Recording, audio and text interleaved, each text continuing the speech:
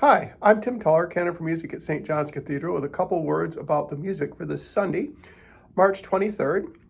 This is the third Sunday in Lent, and our prelude this week will be the chorale variations on Adoro Te Devote by the American composer Gerald Near.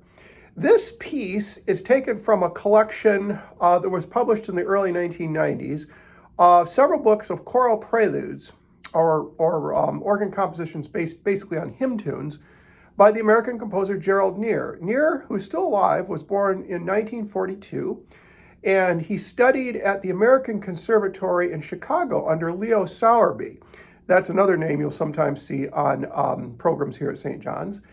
And he's very well renowned as a composer of organ and choral music, and he's spent time as organist, choir director, and praise center at St. Matthew's Cathedral in Dallas, Texas. Very well revered in the organ and choral community as a composer especially. This particular piece, I think, is one of his most effective that I'm familiar with, that he's written for organ. It takes the tune, Adoro Te Devote, which you'll be familiar with at number 314 in the hymnal, Humbly I Adore Thee, Verity Unseen, which coincidentally we're also singing at communion this Sunday. It takes the tune and it puts it through a series of various variations using all kinds of different colors on the organ. And there's one particular variation towards the end, which is extremely mystical and lush, and you'll hear kind of a murmuring sound on various soft stops on the organ. It's a very, very effective piece. Our offertory anthem this Sunday will be Thou Wilt Keep Him in Perfect Peace by Samuel Sebastian Wesley. Wesley was one of the composers who kept British music in British church music in a respectable state in the mid-19th century, when much of it was really in a very bad place in terms of quality.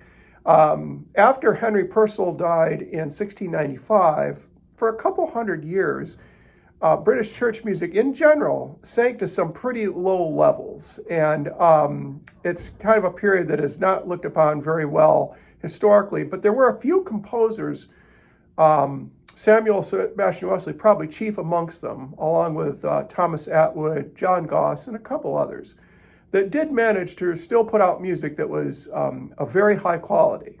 And this is one of those pieces. It's a very melodic piece, which all of Wesley's pieces were. And it shows how effectively he could combine the organ and the choir. Our postlude this Sunday is the prelude from the Prelude and Fugue in C minor by Felix Mendelssohn for organ. Mendelssohn was hugely respectful of J.S. Bach. And during Mendelssohn's time, many composers had kind of forgotten about Bach. After Bach died in 1750, his music went out of fashion. And for decades, really about a century afterwards, he was kind of forgotten about in a lot of ways. But Mendelssohn revived his music and saw his music also as an inspiration to write his own organ music. Mendelssohn was a very accomplished organist, on top of being a pianist, composer, painter, dancer, linguist. He was kind of a polymath, Mendelssohn was. And Bach's own preludes and fugues inspired Mendelssohn's works. Mendelssohn's works for the organ tend to be on the conservative side. They're not considered some of his more innovative pieces, but they are very effective, and he takes these sort of structures and forms that Bach had popularized a century before and imbues them with a very much 19th century sense of melody. I hope you enjoy the music this Sunday.